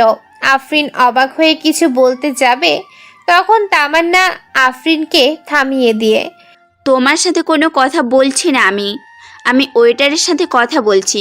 কি রে, জবাব দে। কাব্য মাথা নিচু করে দাঁড়িয়ে রইল। তামান্না কাব্যকে অপমান করতে লাগলো। টিনা ও বলা শুরু করে দিছে। আফরিন সহ্য করতে না পেরে কাব্যের হাত টেনে নিয়ে ক্যাফে থেকে বের হয়ে গেল। টিনা বলল, কত বড় সাহস, তোর সামনে থেকে হাত টেনে নিয়ে চলে গেল। এই ছেলেকে তুই রেস্টুরেন্টে রাখবি? কত মেয়ের সাথে মিথ্যে কথা বলে ফ্ল্যাট করছে কে জানে। টিনার কথা শুনে তামান্নার রাগে কফির মগ নিচে ফেলে দিয়ে চলে গেল। টিনা অবাক হয়ে গেল। আফরিন কাব্যকে এনে, তুমি আমাকে কিছু বলতে দিলে না কেন? তোমাকে এত বাজেভাবে অপমান করলো? রেস্টুরেন্টের মালিক হয়েছে বলে এত অহংকার? কাব্য মুচকি হেসে, ম্যাডামের মাথা গরম, সে জানে না আমি ছুটি নিয়েছি। বড় স্যার নেই, কাজের সব চাপ তার উপর। রেস্টুরেন্টে কম লোক, তাই এমন রিয়েক্ট করছে। তার কথার জবাব দিলে সে আরও বেশি রাগ করত। তোমাকে অপমান করার পরও মেয়েটার পক্ষ নিচ্ছ? তুমি রেস্টুরেন্ট ছেড়ে আমাদের কোম্পানিতে চলে এসো। অমন চাকরি করতে হবে না। না, আমি ওখানে ঠিক আছি। কাব্য আফরিনের সাথে কথা বলে চলে গেল। তামান্না বাসায় ফিরে রাগে ঘরের জিনিসপত্র ভাঙতে লাগলো। চোখের সামনে কাব্য আর আফরিনকে ভাসতে লাগলো। তামান্না রাগ কন্ট্রোল করতে না পেরে কান্না করে দিল। নিজের রুমে গিয়ে ফ্লোরে বসে কান্না করতে লাগলো। এই প্রথম কারোর জন্য কান্না করছে। তামান্না নিজেকে বোঝাতে লাগলো, ওর জন্য এত খারাপ লাগবে কেন? ও কে হয়? ও সামান্য ওয়েটার। ও আমার বিরক্ত। ওকে আমি সহ্য করতে পারি না। আমার মন ওর জন্য এমন করবে কেন? কেন? তামান্না চোখ মুছতে মুছতে একা একা বকতে লাগলো। পরের দিন ভোর 6টার বাসে উঠে কাব্য রওনা হলো নিজের গ্রামে। সকাল 11টা তামান্না রেস্টুরেন্টে আসলো, কিন্তু কাব্যকে দেখতে পেল না। তামান্না জানে না কাব্য ছুটিতে। লাবণ্যও কিছু জিজ্ঞেস করেনি। সন্ধ্যার দিকে কাব্য গ্রামে চলে গেল। করিম চাচা কাব্যকে নিয়ে বাসায় গেল। কাব্য বাসা থেকে অবাক হয়ে, চাচা, এটা কার বাসায় নিয়ে আসলে? ভুল বাসায় চলে আসছে। কাব্য চলে যেতে যাবে, করিম চাচা বলল, এটা তো তোর বাসা, লোক পাঠিয়ে করেছিস? কাব্য হা হয়ে গেল। করিমুন বেগম ঘর থেকে বের হলো, কাব্যকে দেখে জড়িয়ে ধরে কান্না করে দিয়ে, আমার বাজান কতদিন পর এসেছিস? ছেলে আসছে, এখন ভেতরে নিয়ে ব্রেস করতে দাও, অনেক দূর থেকে আসছে। করিমুন বেগম কাব্যকে নিয়ে ঘরের ভিতর ঢুকলো। ভেতরের পরিবেশ দেখে কাব্যের কপাল কুঁচ চোখ উঠে গেল। 3 দিন পর কাব্য বিলের পাশে বসে কৃষকদের সাথে কথা বলতেছিল। তখনই কাব্যের পাশে একটা গাড়ি এসে থামলো। গাড়ি থেকে নামতেই কাব্য পুরো হা হয়ে গেল। গাড়ি থেকে কে নামলো? কাকে দেখে কাব্য হা হয়ে গেল? কাব্য ঘরের ভিতরে দামি দামি জিনিসপত্র দেখে করিমুন বেগমকে বলল, মা, এগুলো কি দিয়েছে? তুই পাঠিয়ে তুই ভুলে গেলি? হাত মুখ ধুয়ে আয়, আমি খাবার বাড়তে লাগি। না মা, পরে খাবো। কাব্য রুমে গেল। ব্যাগ রেখে বিছানার উপর বসে চিন্তা করতে লাগলো। কে এসেছিল? কে আমার নাম বলে এরকম কাজ করলো? আমি কি তার কোনো উপকার করেছি? তার বিনিময়ে আমার বাসায় এসে এসব করেছে? এমন তো কেউ নেই। তাহলে কে হতে পারে? কেনই বা করলো এমন? কাব্যের মাথায় অনেক কিছু ঘুরপাক খেতে লাগলো। রাত 8টা। তামান্না ক্যাশ কাউন্টারে মন খারাপ করে বসে আছে। লাবণ্য তামান্নার মন খারাপ দেখে, ম্যাডাম, আপনার কি মন খারাপ? তামান্না লাবণ্যর দিকে তাকিয়ে, কই না তো। আজকে কেমন বেচাকেনা হলো? হ্যাঁ ম্যাডাম, ভালো। আপনি কি কিছু নিয়ে চিন্তিত? না, হঠাৎ করে মাথাটা ধরেছে। আপনি বাসায় যেয়ে রেস্ট করেন, আমি এদিকটা সামলে নিব। ঠিক আছে, তাড়াতাড়ি বন্ধ করে বাসায় চলে যেও। বাসায় পৌঁছে আমাকে নক কইরো। তামান্না ক্যাশ থেকে উঠে চলে গেল। লাবণ্য অবাক, তামান্নার হঠাৎ করে মন খারাপ, সকালে চোখ ফোলা ফোলা ছিল। কোনো সমস্যা তো হয়নি, আগে তো এমন দেখিনি। বড় স্যারকে কি জানাবো নাকি না, লাবণ্য ভাবতে লাগলো। রাত 10টা। কাব্য চায়ের দোকানে বসে আছে। চায়ের দোকানে মানুষজন চেয়ারম্যান খোকনের নামে কথা বলতে লাগলো। মানুষটা ভালো হয়ে সবার সব কিছু ফেরত দিয়ে দিল। পরের দিন মানুষটা নিখোঁজ হয়ে গেল। 1 মাস হয়ে গেল, তার কোনো খোঁজ খবর নেই। কেউ কোনো খোঁজ পেল না। গ্রামটা চেয়ারম্যানে শূন্য হয়ে গেছে। অনেকে চেয়ারম্যান হওয়ার জন্য লাফালাফি শুরু করে দিয়েছে। কাব্য বসে বসে সবার কথা শুনতেছিল আর অবাক হতে লাগলো। চেয়ারম্যান নিখোঁজ হওয়ার কথা শুনে কিছুক্ষণ পর করিম চাচা কাব্যের পাশে এসে বসে। কখন আসলি? অনেকক্ষণ হলো। চেয়ারম্যানের কি হয়েছে চাচা? জানি না, নিখোঁজ। নতুন চেয়ারম্যান নির্বাচন করার জন্য তার বাসায় একটা চিরকুট পাওয়া গেছে। তাকে যেন কেউ না খোঁজে চেয়ারম্যান থেকে পদত্যাগ করছে। কাব্য হা হয়ে গেল।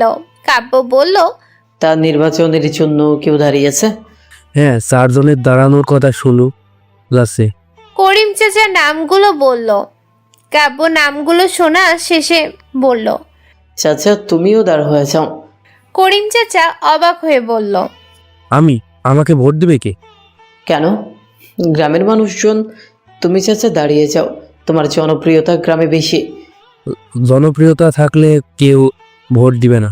একবার রিস্ক নিয়েই দেখো, তুমি পারবে। কাব্যের কথা আর করিম চাচার কথা সবাই শুনতেছিল। পাশ থেকে কয়েকজন বলল, করিম ভাই দাঁড়িয়ে যাও, কেউ ভোট না দিলেও আমরা ভোট দিব। তুমি চেয়ারম্যান হলে গ্রামের রূপ বদলে যাবে। করিম চাচা কাব্যের দিকে তাকালো। কাব্য চোখের ইশারায় আশ্বস্ত করলো। করিম চাচা রাজি হয়ে গেল। সবাই খুশি হয়ে গেল। রাত 3টা। রিংয়ের শব্দে আদনানের ঘুম ভেঙে গেল। কল রিসিভ করতেই ওপাশ থেকে একজন বলল, বস, আমাদের সাইটে ডার্ক হ্যাকার কিং অ্যাটাক করেছে। সব কিছু আমাদের কন্ট্রোলের বাহিরে।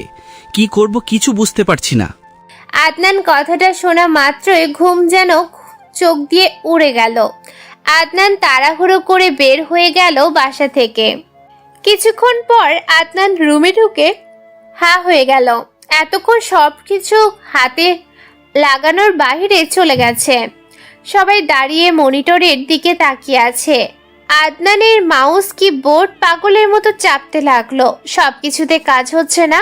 আদনান রাগে কি বোর্ড মাউস উঁচু করে আছাড় মারলো। সবাই ভয় পেয়ে গেল। আদনান রেগে সবার দিকে তাকিয়ে, তোদের আমি কি জন্য রেগেছি? তোরা কেন ডার্ক হ্যাকারের মোকাবেলা করতে পারলি না? আমার এতদিনের সাজানো সব কিছু শেষ করে ফেললি। তোরা কেউ বাঁচবে না। ডার্ক হ্যাকারকে আমি বাঁচতে দিব না। আদনানের কথাই সবাই ভয় পেয়ে যায়। আদনান রেগে বকতে বকতে রুম থেকে বের হয়ে দরজা আটকে দিয়ে জোরে বলল, তোদের সব কটাকে পুড়িয়ে মারবো। এতদিন তোদের পুষে আমার অনেক ক্ষতি হয়েছে। তোদের পুড়িয়ে মেরে ডার্ক হ্যাকারের দোষ দিব। আমার তথ্য ফাঁস হওয়ার আগে কোনো প্রমাণ রাখবো না আমি। আদনানের কথা শুনে সবাই দরজার কাছে ছুটে এসে দরজা তাকাতে লাগলো। বাঁচার জন্য আকুতি শুরু করে দিল। আদনান বলল, ডার্ক হ্যাকার, আমাকে চিনতে ভুল করছিস। আমি কতটা খারাপ তা তুই এবার জানবি। নিউজে যখন দেখবি তখন বুঝবি কার ক্ষতি করতে চেয়েছিলি। তোর নামে বড় বড় করে লেখা থাকবে, ডার্ক হ্যাকারের তথ্য পাওয়ার সাথে সাথে নিরীহ মানুষগুলোকে মেরে ফেললো। হা হা হা হা হা। আদনান আগুন জ্বালিয়ে বাহিরে আসতেই থ হয়ে গেল। গাড়ির সামনে তানজিলা দাঁড়িয়ে আছে, পাশে সোর্সরা। সবাই আদনানের দিকে বন্দুক তাক করলো। তানজিলার কথা মতো কয়েকজন সোর্স বাড়ির ভেতর ঢুকে আগুন নেভাতে লাগলো। কয়েকজন আদনানকে যে ধরে হাত করা পড়ালো। আদনান তানজিলাকে বলল, আমাকে ধরছো কেন? আমার অপরাধ কি? তুমি আমাকে চেনো না। কাকে ধরছো তুমি জানো? তানজিলা এগিয়ে এসে, তোর ওই গোপন কক্ষ অনেক দিন ধরে খুঁজছি। এখানে বসে শহরে অরাজকতা করেছিস অনেক, আজ তোকে পেয়েছি। তোমার ভুল হচ্ছে। ভুল কি ঠিক তা বুঝতে পারবি। সোর্সরা দরজা খুলে সবাইকে বের করে আনলো। সবাই ভয়তে কাঁপতে কাঁপতে তানজিলার সামনে আদনানের সব অপকর্মের কথা স্বীকার করলো। তানজিলা আদনানকে বলল। দেখলি তো তোর অপরাধ, চল এখন। তানজিলা সবাইকে গাড়িতে উঠাতে বলল। সবাইকে গাড়িতে উঠানোর পর চলে গেল। সকাল 10টা। করিম চাচার সাথে আরো কিছু নিয়ে কাব্যকে নিয়ে সাথে নিয়ে ভোট প্রচারের জন্য সবার শরণাপন্ন হতে লাগলো। গ্রামের সবার কাছে আগ থেকে যেয়ে বলতে লাগলো নমিশনের জন্য যাবে, সবার সাপোর্ট দরকার। সবাই করিম চাচাকে আশ্বস্ত করলো। করিম চাচা খুশি। কাব্যের ভালো মন্দ সবাই জিজ্ঞেস করতে লাগলো। কাব্য অন্য গ্রামে যেতে আদি মিয়া কাব্যকে দেখে যে রুমে জড়িয়ে ধরে। কবে আসছিস তুই? আমাকে জানাবি না? আমাকে তুই মাফ করে দে। আমি তোদের সাথে অনেক অন্যায় করেছি, অনেক অত্যাচারও করেছি, আমাকে মাফ করে দে। আরে চাচা কি বলছে এগুলো? আপনাদের উপর আমার কোনো রাগ ক্ষোভ নেই, মানুষ মাত্রই তো ভুল করে। চল বাসায়, তোর চাচি তোকে দেখলে অনেক খুশি হবে। আদি মিয়া কাব্যের হাত ধরে টানতে লাগলো। করিম চেঁচে যেতে লাগলো। কাব্য গেল আদি মিয়া শ্বশুর বাড়িতে ঢুকে। কই গো হ্যাপির মা, দেখো কে এসেছে। কাব্য এসেছে। কাব্যের চাচি বাহির হয়ে কাব্যকে দেখে কান্না করে দিয়ে মাফ চাইতে লাগলো। কাব্য চাচিকে বারণ করলো মাফ না চাওয়ার জন্য। কাব্যের চাচি কাব্যের সাথে ভালো করে কথা বলতে লাগলো। তোর মায়ের সামনে লজ্জায় যেতে পারি না, অনেক খারাপ লাগে এখন। সব কিছু ফিরে পেয়ে ও বাসায় যায়নি, কোন মুখে তোর মায়ের সামনে দাঁড়াবো? কাব্যের চাচি অনেক কিছু বলতে লাগলো। কাব্য কথা শোনা শেষে চাচিকে কিছু না বলে চলে গেল। দুপুর 12:30। তামান্না রেস্টুরেন্টে এসে দেখলো কাব্য রেস্টুরেন্টে নেই, বাকিরা সবাই আছে। তামান্না ক্যাশ কাউন্টারে বসলো। লাবণ্য এসে তামান্নাকে বলল, কখন এসেছেন, কিছু লাগবে? মাত্র? না কিছু লাগবে না। লাবণ্য চলে গেল। তামান্না ক্যাশ থেকে উঠে কিচেনে, তারপর ভেতরটা ঘুরে আসলো। কাব্যকে দেখতে পেল না। তামান্না মনে মনে ভাবছে হয়তো বাহিরে গেছে কোনো কাজে। তামান্না ক্যাশে যেয়ে বসে বিল নিতে লাগলো। বিকেলে তানজিলা আদনানকে মেরে স্বীকারোক্তি সব নিয়ে সবকিছু টেকো মুরাদের কাছে দিল। আদনানকে টেকো মুরাদের হেফাজতে দিয়ে দিল। আদনান তানজিলাকে বলল, অফিসার অনেক বড় ভুল করে ফেলছিস, আমি একবার যদি বেরোতে পারি তাহলে সেদিনই হবে তোর শেষ দিন। টেকো মুরাদ আদনানের কলার ধরে টানতে টানতে নিয়ে চলে গেল। তানজিলা কিছু বলল না। আদনানকে গাড়িতে উঠালো, তারপর নিয়ে চলে গেল। আদনান গাড়ির ভেতর টেকো মুরাদকে বলতে লাগলো, আমাকে ছেড়ে দিলে তোকে এই শহরের ডন বানিয়ে দিব, টাকার পাহাড় করে দিব। তুই যাদের কথায় চলিস এরপর থেকে তোর কথায় ওরা চলবে। টেকো মুরাদ পিছে ফিরে আদনানের মুখ চেপে ধরে। আমাকে কে বোকাচো পাইছিস? অফার করবি আর আমি রাজি হয়ে যাব? কাকে ঘুষ দিতে চাস? চল থানায় বোঝাবো।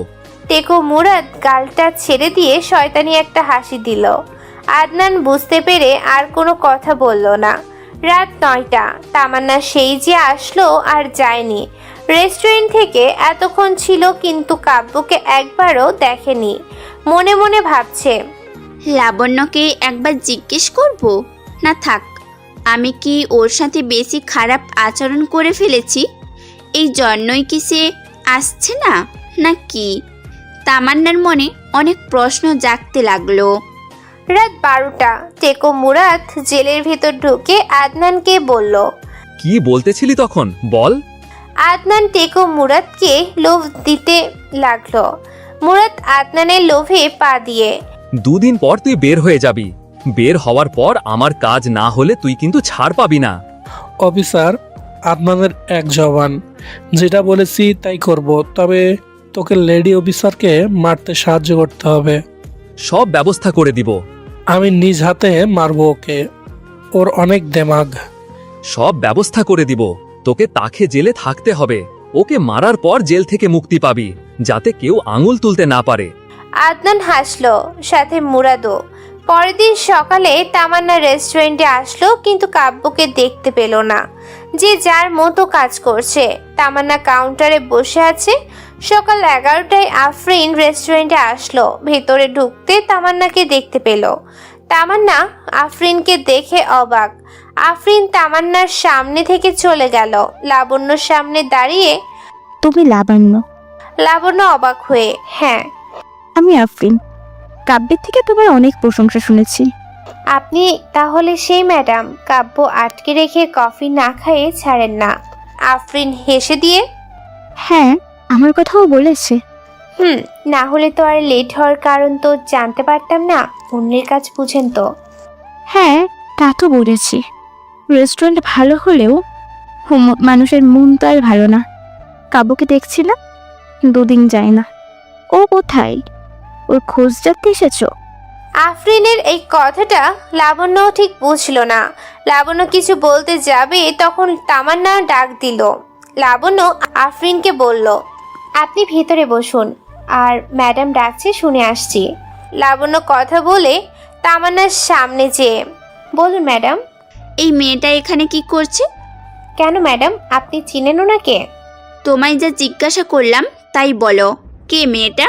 কাব্যকে খুঁজতে আসছে। ও তো 2 দিন ধরে যায় না, তো তাই। ওকে কেন খুঁজতে রেস্টুরেন্টে আসবে? তুমি মেয়েটাকে চেনো? হ্যাঁ ম্যাডাম, উনি এমডি কোম্পানিতে চাকরি করে। কাব্যকে ছোট ভাই বলে স্নেহ করেন। কাব্যর বড় বোন বলেই চলে। তামান্না হা হয়ে, বড় বোন মানে কাব্যের প্রেমিকা না? আরে না ম্যাডাম, উনি তো কাব্যের বড়। তামান্না অবাক হয়ে গেল। তামান্না আমতা আমতা করে, কাব্য কেন রেস্টুরেন্টে আসছে না? ওহ ম্যাডাম, আপনাকে বলতে ভুলে গেছি, ও ছুটিতে গেছে। বড় স্যারের থেকে ছুটি দিয়েছে। আমাকে বলবা না আগে? একটা কাজ করো, ওনাকে আপ্যায়ন করো। কোনো বিল নিতে হবে না, কাব্যের বড় বোন তো। তামান্নার কথা শুনে লাবণ্য অবাক হয়ে গেল। তামান্না লাবণ্যকে আর কিছু বলতে না দিয়ে পাঠিয়ে দিল। লাবণ্য চলে গেল। তামান্না মনে মনে বলছে, ইসরে, কি একটা কাজ করে ফেললাম না জেনে। ওর সাথে বেশি কড়া হয়ে গেছে। আমিও তো কষ্ট পেয়েছি। আমি টিনার কথা শুনে কেন যে জিজ্ঞেস না করে অপমান করলাম, ভুল হয়ে গেছে। তামান্না মনে মনে অনেক কিছু বলতে লাগলো। আফরিনের খাওয়া শেষ হতে লাবণ্য কাব্য বাসায় ছুটিতে গেছে। 2 দিন পর চলে আসবে। আফরিন লাবণ্যকে বলল, ওকে দেখতে না পেয়ে খোঁজ নিতে এসেছি। খোঁজ পেয়ে ভালো লাগলো। বিল কত হয়েছে? বিল? কি বলেন? আপনার বিল নিয়ে নিষেধ। কেন? আমার বিল না নিলে তোমার ম্যাডাম বকবে না? না, ম্যাডাম নিজেই বলেছে। আফরিন অবাক হয়ে গেল। আফরিন উঠে বলে চলে আসতে যাবে তখন তামান্না আফরিনকে বলে ডেকে, আপু, সেদিনের ব্যবহারের জন্য সরি। আমি না বুঝে অনেক কিছু বলেছি। আমি খুবই লজ্জিত। আপনি আমাকে মাফ করে দিবেন। আফরিন হেসে দিয়ে, অনেক সময় অনেক কিছু দেখা চোখের ভুল হতে পারে, তার জন্য ভুলটা সারানোর জন্য জিজ্ঞেস করতে হয়। আমি তোমার প্রতি রেগে নেই। সেদিন তোমার পর্দা কথাগুলো বলার ভেতরে কাব্যের জন্য তোমার চোখের যে ভালোবাসা দেখেছি, তাতে এমন রিয়েক্ট করো স্বাভাবিক। তবে তুমি খাঁটি শোনা পেয়েছ। সময় পেলে সব বুঝতে পারবে। ধরে রেখো, হারিয়ে ফেলো না। আফরিন কথাটা বলে চলে গেল। তামান্না হা হয়ে গেল। সব যেন মাথার উপর দিয়ে গেল। রাত 11টা। টেকো মোরাদ আদনানকে কিছু ভাড়াটিয়া মাস্তান দিয়ে তানজিলাকে মারার জন্য ছক মাখছে। আদনান নিজের মতো প্ল্যান করে। প্ল্যান মতো সবকিছু দেখাতে লাগলো। সবাইকে সবকিছু বুঝিয়ে দিয়ে তানজিলাকে মারার তারিখ ঠিক করে ফেললো। টেকো মুরাদ আদনানের দিকে তাকিয়ে শয়তানি একটা হাসি দিল। পরের দিন কাব্যের ছুটির 3 দিন পর বিকালে কাব্য বিলের রাস্তার পাশে বসে কৃষকদের সাথে গল্প করতেছিল। এক একজন এক এক ধরনের সমস্যার কথা বলতেছিল। করিম চাচা চেয়ারম্যান হলে ভালো হবে। সে দয়ালু, অনেক মানুষকে কাজ দিয়েছে, তাদের সমস্যা সব দূর হয়ে যাবে। কৃষকরা কথা বলতে বলতে রাস্তার দিকে চোখ, একটা গাড়ি আসছে। সবাই গাড়িটার দিকে তাকিয়ে আছে। গাড়িটা এসে কাব্যের পিছিয়ে থামলো। কাব্য উঠে দাঁড়িয়ে পেছন ফিরতে হা হয়ে গেল। গাড়ি থেকে মেহেরুন কালারের শাড়ি পরা একজন নামলো। চুলগুলো বাতাসে উঠছে। কাব্য হা হয়ে, ম্যাডাম আপনি এখানে? তোমাদের গ্রামে বেড়াতে আসলাম। গ্রাম তো অনেক সুন্দর তোমাদের। আপনি আসবেন আমাকে জানাবেন না? তুমি যে ছুটি নিয়ে এসেছো আমাকে জানিয়েছো। কাব্য তামান্নার কথায় অবাক হয়ে গেল। সেদিনই তো কত বাজে ব্যবহার করলো, আজ আবার গ্রামে আসছে। কাব্য ভাবতে লাগলো। তখন তামান্না বলল, এখানে দাঁড় করিয়ে রাখবা নাকি বাসায় নিয়ে যাবা? হ্যাঁ হ্যাঁ, আপনি গাড়িতে করে আসুন, আমি হেঁটে যাচ্ছি, সামনেই বাসা। না, আমি হেঁটে যাব। বিকালে এমন সুন্দর দৃশ্য আমি কখনো দেখিনি। উপভোগ করতে করতে যাই। আচ্ছা তাহলে চলুন। কৃষকরা কাব্যকে জিজ্ঞেস করলো কে। কাব্য তামান্নাকে পরিচয় করিয়ে দিল। তামান্না হাসি মুখে সবার সাথে কথা বলল। সবাই কাব্যকে বলল, তোর ম্যাডাম অনেক ভালো মনের মানুষ। তামান্নার সামনে তামান্নার প্রশংসা করলো সবাই। তামান্না বেশ খুশি। কাব্য হাঁটতে শুরু করলো। শাড়ি পরাতে তামান্না ঠিকভাবে হাঁটতে পারছে না। হঠাৎ করেই কাব্য তামান্নার দিকে হা হয়ে তাকিয়ে পড়ল। তামান্না শাড়ি পরে ঠিক মতো হাঁটতে পারছে না। কাব্য খেয়াল করলো কিন্তু কিছু বলল না। তামান্না শাড়ি পরে হাঁটতে অসুবিধা হচ্ছে বুঝতে পেরে তামান্না কাব্যকে দাঁড় করালো। কাব্য দাঁড়িয়ে যেতে তামান্না কাব্যের হাত ধরলো। কাব্যের হাত ধরাতে কাব্য হা হয়ে তামান্নার দিকে তাকিয়ে পড়ল। তামান্না বলল, দেখছো, শাড়ি পরে হাঁটতেই পারছি না। হাতটা তো ধরবে নাকি? পড়ে যেতাম যদি। তামান্নার কথা শুনে কাব্য অবাক হয়ে গেল। এই কোন তামান্না? কে দেখছে কাব্য? এতটা চেঞ্জ? কাব্য ভাবতে লাগলো। তামান্না বলল, দাঁড়িয়ে থাকবো রাস্তায় নাকি হাঁটবে? হ্যাঁ হ্যাঁ চলেন। তামান্না কাব্যের হাত ধরে হাঁটছে আর বকবক করছে গ্রামের দৃশ্য দেখে। গ্রামের লোকজন সবাই তামান্না আর কাব্যের দিকে হাঁ হয়ে তাকিয়ে দেখতে লাগলো। কেউ কেউ তো বলছে শহরে যে শহরের বড়লোক মেয়েকে বিয়ে করেছে, টাকার কাছে বিক্রি হয়ে গেছে, এই মেয়ে বেশি দিন টিকবে না সংসারে। কেউ কেউ বলছে দুজনকে দেখতে ভালোই মানিয়েছে। দুজনকে একসাথে হাঁটতে দেখে সবাই গুণাগুণ গাইতে লাগলো। তামান্নার বকবকানি শেষে কাব্য তামান্নাকে বলল, আমার গ্রামের ঠিকানা কই পেলেন? লাবণ্যর থেকে ঠিকানা নিয়ে চলে এসেছি। গ্রামেও ঘোরা হয়ে যাবে। কাব্য মুচকে হাসলো। কাব্য তামান্নাকে এক এক জায়গা দেখিয়ে নাম বলতে লাগলো। তামান্না কাব্যের মুখের দিকে তাকিয়ে হাঁটছে আর বলতে লাগলো। সন্ধ্যার একটু আগে কাব্য তামান্নাকে নিয়ে বাসায় আসলো। করিমুন বেগম বাহিরে দাঁড়িয়েছিল। কাব্য তামান্নাকে করিমুন বেগমকে পরিচয় করিয়ে দিল। তামান্না করিমুন বেগমকে সালাম দিল। করিমুন বেগম সালামের উত্তর দিল। কাব্য বলল, মা ম্যাডামকে নিয়ে ঘরে যাও, ম্যাডাম ফ্রেশ হয়ে রেস্ট করুক, আমি ম্যাডামের জন্য খাবারের ব্যবস্থা করছি। ঠিক আছে। কাব্য চলে গেল। করিমুন বেগম তামান্নাকে নিয়ে ঘরে ঢুকলো। ওয়াশরুম দেখিয়ে বলল, তুমি হাত মুখ ধুয়ে এসো, আমি তোমার জন্য বিছানা করে রাখি। এসো। তামান্না মাথা নাড়ালো। করিমুন বেগম চলে গেল কিচেনে। তামান্না বাসার ভেতর ভালো করে দেখতে পেল। তামান্না ঘরের জিনিস দেখে অবাক আর বলতে লাগলো, সামান্য ওয়েটার হয়ে এত বড় প্রাসাদ, দামি জিনিসপত্র কিভাবে সম্ভব? তামান্না ভাবতে লাগলো। তখনই ফোনটা বেজে উঠলো। তামান্না ফোনের স্ক্রিনে তাকিয়ে দেখলো লাবণ্য কল দিয়েছে। তামান্না কল ধরতে ম্যাডাম পৌঁছে গেছেন। হ্যাঁ, ওদের বাড়িতেই এখন। গ্রামে না আসলে হয়তো কখনো বুঝতেই পারতাম না প্রাকৃতিক সৌন্দর্য কি। কোনো অসুবিধা হয়নি তো? না, তবে আমার একটা কথার উত্তর দাও তো। কি ম্যাডাম? গ্রামে কারো আলিশান বাড়ি থাকতে শহরে ওয়েটারের কাজ করতে কেউ যায়? মানে? ভিডিও কল দিই। তামান্না কলটা কেটে দিয়ে ভিডিও কল দিল। লাবণ্যকে বাড়িটা দেখালো, বাড়ির ভেতরও দেখালো। লাবণ্য অবাক হয়ে, এটা কাব্যের বাসা? হ্যাঁ, আমি তো দেখে অবাক হয়ে গেছি। গ্রামের ভেতর এই একটাই বড় বাড়ি। লাবণ্যর মনেও প্রশ্ন জাগলো, কিন্তু কিছু জিজ্ঞেস করলো না। লাবণ্যর সাথে কথা বলে ফোনটা রেখে দিয়ে ফ্রেশ হতে ওয়াশরুমে ঢুকলো। ফ্রেশ হয়ে বাহিরে বের হতে করিমুন বেগম শরবত নিয়ে রুমে ঢুকলো। তামান্না বিছানায় বসতে শরবতের গ্লাস তামান্নাকে দিল। তামান্না গ্লাসটা ধরতে করিমুন বেগম বলল, কিছু লাগলে বইলো। তামান্না মাথা নাড়ালো। করিমুন বেগম চলে গেল। রাত 8টা।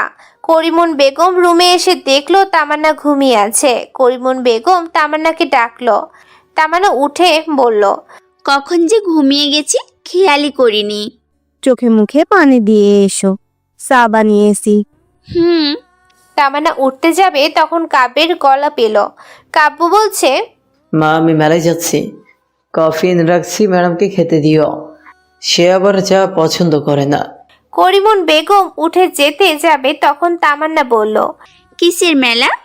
আমাদের গ্রামে প্রতি বছর মেলা হয়। আমিও যাব মেলায়, কাব্যকে ডাকুন। করিমন বেগম উঠে কাব্যকে বলল, হ্যালো বন্ধুরা, আমাদের পরবর্তী ভিডিও সবার আগে দেখার জন্য আপনাদের অনুরোধ রইল। যদি পরবর্তীতে দেখতে চান তাহলে আমাদের চ্যানেলটি সাবস্ক্রাইব করে পাশেই থাকবেন। আর আপনাদের কেমন গল্প পছন্দ কমেন্ট করে বলতে কিন্তু একদম ভুলবেন না।